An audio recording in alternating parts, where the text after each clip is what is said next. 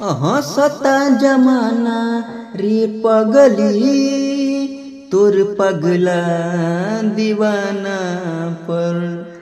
हंसता जमाना रे पगली, तोर पगला दीवाना पर।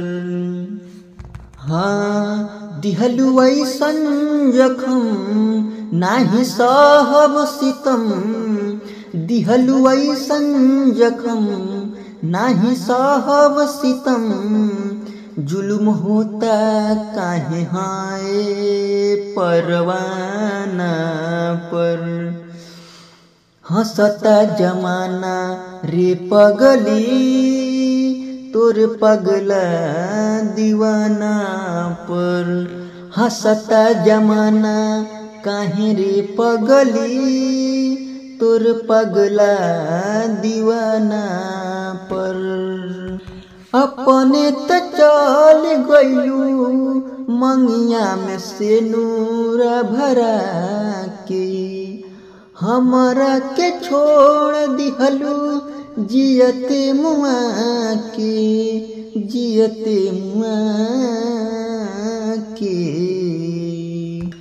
लहकल यगिया में जोरे लहई प्यारी हो, हमरा के कइले बा दुनिया लाचारी हो।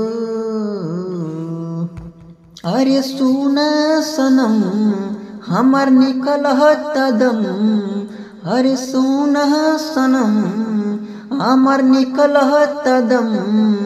बोझ बनल बनी ई जमाना पे। हंसता जमाना रे पगली, तोर पगला दीवाना पर। हंसता जमाना रे पगली, तोर पगला दीवाना पर। हंसे दुनिया हंसे ले बेटा।